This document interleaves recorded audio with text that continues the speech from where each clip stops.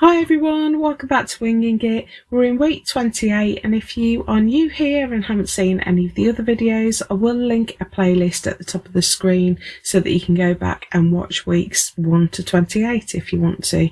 We're making a quilt on a garden theme and we're making roughly one block a week, and as we go through the year we're going to gradually learn the skills that we need to build a completed finished quilt that we can keep forever. This week we're going to add the first of a pair of blocks that are going to sit next to each other. I'm starting with the block that's going to be on the left today, and this is going to add to our floral elements across our quilt. We've got lots of blocks with flowers on and we're going to make another flower garland. So I've started with a pieced block here. This top piece I've cut from my pale blue plain fabric and it's 20 centimetres by 13 centimetres, and this red spot at the bottom is 20 centimetres by 9 centimetres. I've placed those right sides together, marked a 1 centimetre seam allowance, and then I've just hand back stitched along that line and then pressed my seam over to the red spot fabric. If I press it over to the blue side, there's a danger, I don't know if you can see that there, but there's a possibility that our red is going to show through and spoil the finished look of the quilt. So we always try and press to the darker fabric. So that's made my 20 centimetre block. I'll just take you around the other resources I've got on my table. I've got a selection of scraps of fabric, and if you've been watching for a while you'll know that these are the fabrics that I've used in my flower garlands before. So I've got my blue stripe, I've got my mid blue fabric that is quite different to the light blue background. I've got some of my blue floral which we haven't used for a while, my solid pink, I've got some more of my red spot, and I've got some yellow. I've also got my bond web and I've got my iron and ironing mat just off camera. I've got some embroidery scissors and paper scissors because we're using bond web, and I've got a pencil, and this week I'm using my aqua marker because we're using bond web. Every time I put my iron down, if I use a heat erase pen, I'm going to erase my lines and have to redraw them. So we're going to use a water erase pen. I will try and find a link to this and put it in the description below. If you don't have one though, just use pencil. It'll all wash away when we finish our quilt. I've also got some machine cotton. That's what I've used to piece the block together. And I've got some of my threads. So I've got my white, which is 001. These are all Anchor brand. That's my brand of choice. My blue is 130. My pink is 025, my yellow is 298, my red is 046, and I've got my mid green which is 258. I may bring in another colour or two, but we'll see how we go. There is a template this week. It's available on our website and the address is at the bottom of the screen. It's a 2-part template, so part 2 will be released next week, and you need to make sure that you're printing at actual size rather than a scaled version so that your outer block is 20 centimetres. You will notice that there's a grey flower over here. Don't worry about this too much, this is going to help us piece our blocks together. And there is a second page to this template where I've isolated the petal shapes and the centres for each flower and made it easier for you to draw around them.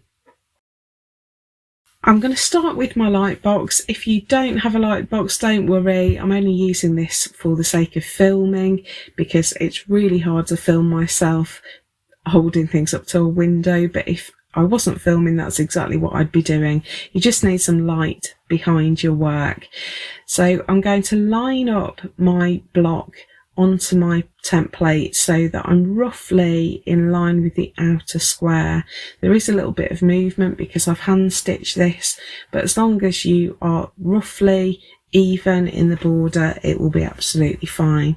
And we're going to start by transferring our design onto our fabric. So the first part I'm going to do is the string that's going to hold all these flowers together, and I'm just extending it into the seam allowance a little bit, and then rather than drawing around everything, I'm just doing that curved part at the top of each petal, and that will help me position my flowers evenly and accurately as I'm cutting out individual pieces. I've also put the flower centres there, and I'm just marking the petals for that grey flower just so that I've got an indicator for next week. So I also want to add a guideline for myself because we're going to put in some Kantha embroidery, and I'm just putting a line 1 centimetre down from that join and then adding another ½ centimetre line next to that, and these are just guidelines to help keep my lines of stitching straight. So that Kantha embroidery is where I'm starting. Kantha is an Indian style of embroidery, and it is just, we often call it slow stitch now, but it's very similar to borrow stitching from Japan. I've got 2 strands of white thread here, and I've just come through from the back just inside the seam allowance, and I'm going to running stitch along that first guideline. I need to make sure my seam is flat on the back, so I am feeling that with my fingers on the back of the fabric just to make sure I'm not gathering up the seam accidentally. I'm just going to put a line of running stitch all along that guideline.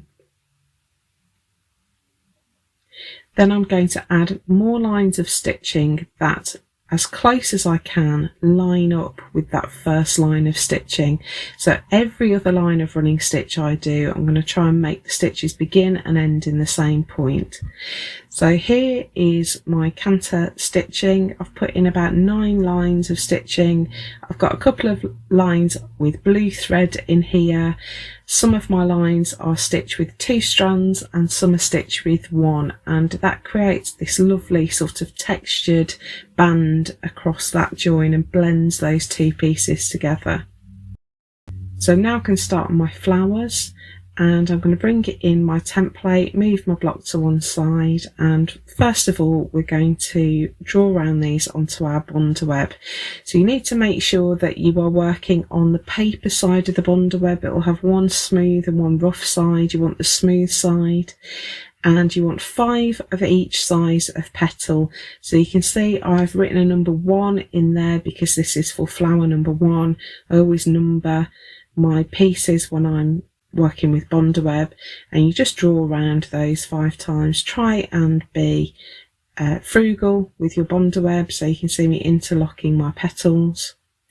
And then when we've drawn those, we just cut them roughly. We're not going to cut them precisely at this point. We want to save that for when the bonder web is attached to the fabric. I've just taken the centre off there so that I can do it in a different colour, and I'm laying my bonder web on my fabric glue side down. These petals are symmetrical, so it doesn't matter which way around I glue them, but when you're using bonder web you just need to bear in mind that everything you do will be flipped and reversed. So I'm now cutting out my petals, and you can see in my usual way my scissors remain fairly still, and it's the fabric that moves, and that way you're going to get a much more precise cut. I'm just cutting out each of the petals, and I've also cut out my flower centre there. Now I've done it all in one colour, but you could, because we're working with individual petals, you could mix it up if you wanted to and use lots of different fabrics in each flower. So here's an example. I was so tempted to do this, but I wanted to tie it with my other blocks. I'm probably just not daring enough, so I've just stuck with single colours, but I do really like the effect of the multicoloured petals. So when you're happy and you've cut out all of the petals for each flower, you then peel off the paper from your bonder web and position them onto your backing fabric, just lining them up with the marks that you've made. And I found that if I lined up the top of each petal, that curved part of the heart, if I did that accurately, the centres pretty much fix themselves. I've used my greaseproof paper and just pressed those down in place.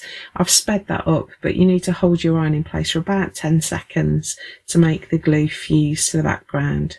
I'm going to put in the rest of those flowers and then we can add some stitching. Here are my 3 flowers. What I want to do is make sure that I'm not going to accidentally put things into the seam allowance that I don't want there, and I also want to make sure I can line up my quilt block with next week's block. So I'm just going to put in my seam allowance. I've got my cutting mat here and I've centered my block in a square of 20 centimeters, lined up along those thicker 5 centimeter lines on my cutting mat, and rather than measuring from the fabric, I'm going to use the lines on my cutting mat. So I've gone 1 centimeter back from what would be the perfect right hand edge, which is that thick line just to the right of my block, and that's where I put my seam allowance. So you can see that the seam allowance at the bottom is narrower than that at the top, but what we want is for the distance between our lines to be bang on 18 centimetres, because that's going to be the size of our finished block. It's going to help us get our blocks even. So I've put all those lines in, and I want to tie these blocks that I'm making this week and next week together with what I've already done. So here's our quilt topper so far, and I'm going to my previous flower garland and just making a note of which colour thread I used with which colour fabric. So where we had yellow, I used blue. Where we had striped blue, I used pink. Where I had blue, I used white. Red has yellow thread and the pink has red thread, and I've just written that down in pencil on my desk, which I do all the time. So I'm going to start with 2 strands of blue thread on my yellow petals, and the first thing I'm going to do is running stitch all around the edge. Now, I've said in previous videos that we are going to get some harmony in our quilt, partly by using similar fabrics all the way over, but we're also going to do it by using similar motifs and similar stitches. And on my previous flower garland, we running stitched around the outside of the flower and around the centre, and so I'm going to do the same here. Even though my flowers are different shapes, I'm going to have some harmony with the stitching. We are going to do a little bit extra with this flower garland though. So I'm just going to running stitch around the edge there, and now I'm going to add some extra stitches. So I thought it'd be nice to do something more lively at the centre, and pistol stitches work really well. Now you could just do straight stitches if you wanted to, but to make a pistol stitch you are essentially putting a French knot on a stalk. So let me show you what it looks like first.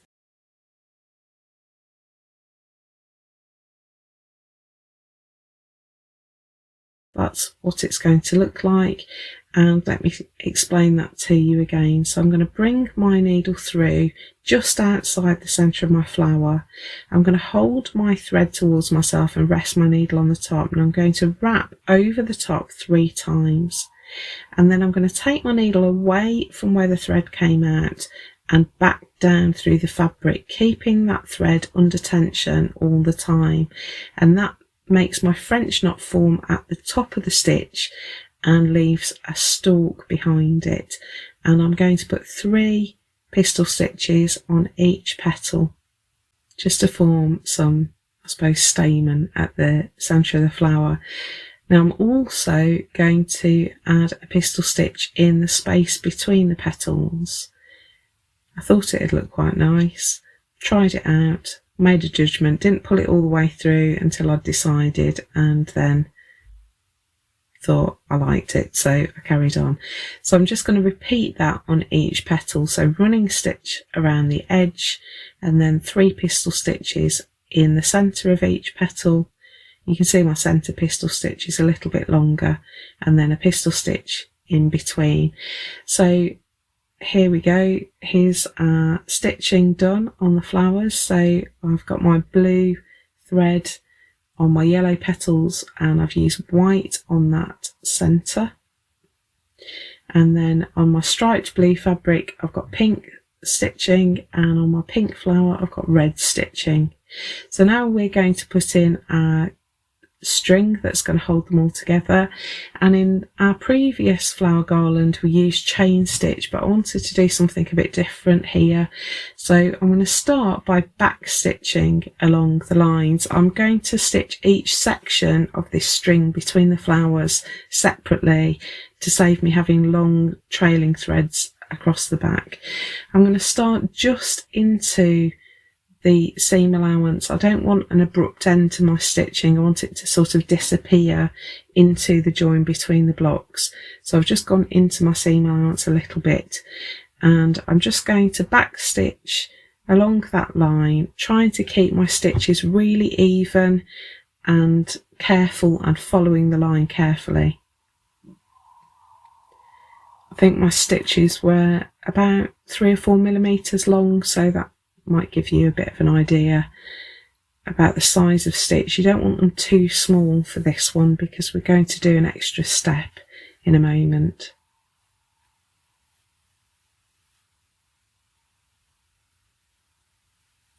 So if you're not sure about any of the stitches, I will link a playlist at the top of the screen that takes you to all my stitch tutorial videos.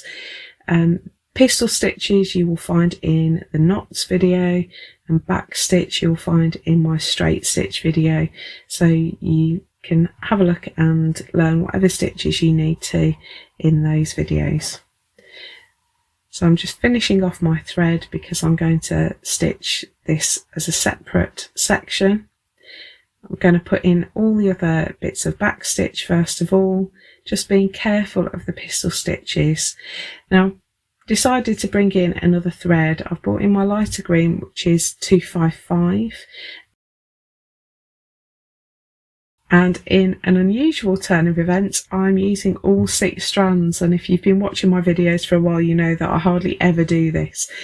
Now I've brought those strands through at the very end of my line, and I'm going to lace my back stitches. So my first bit of lacing is going to pass under my first back stitch from above the line to below the line, and then I'm going to pass under the next back stitch the other way, so below to above. Then I'm going to come back down from above to below, and then back through from below to above.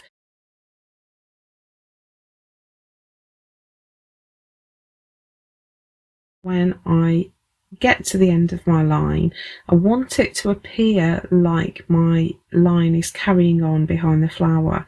So I'm going to take my thread back down just below the line, just to the right of it on the camera there. I'm holding my panel in a different direction now. So that light green thread is going to sit alongside the back stitch just at the edge of that yellow petal. Finishing off my thread again, and this time I'm going to come up just to the right of my stitching as I'm holding it there, just above the line, and I'm going to carry on lacing as though nothing happened. So it will give the illusion that that lace line carries on behind the flower and doesn't just start and stop. Be careful that you're not picking up fibres from your backing fabric and from your other stitching. Just take it easy, and if you need to you can always use the eye of your needle to lace with. I find that that often helps me avoid picking up stitches and threads accidentally. So again, finishing off my thread on the back and starting on my next section, and I'm just lacing my way along right to the end.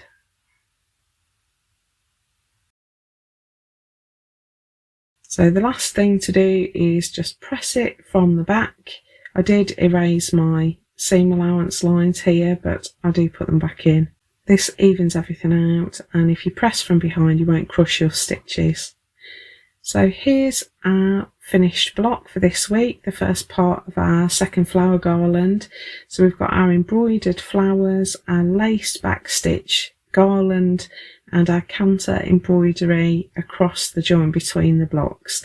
So if I bring it up close, hopefully you can see that in a bit more detail. In hindsight, I might have done a single strand of red thread on that pink flower, but you can see the different thicknesses of stitch on the Kantha embroidery there. Some of them are much thinner than others, and there's those couple of blue lines in there. And I think I like my yellow flower the best. I think it looks really cute. So hope you've enjoyed that. If you would like to share your blocks, please add hashtag FSH23quilt, and that way we can see everyone's versions of this block together. If you have enjoyed this video, please do hit that like button. It means the world to us, and it helps other people find our videos and start their stitching journey. If you've been inspired and want to do another project like this, I will put a video here, and I'll put a video up here that's best for you. And if you'd like to subscribe, it makes our day. Just click on our logo down here. It makes it really easy for you. Thanks so much for watching. Have a great week making your flower garland block, and I will see you for part 2 next week. Bye.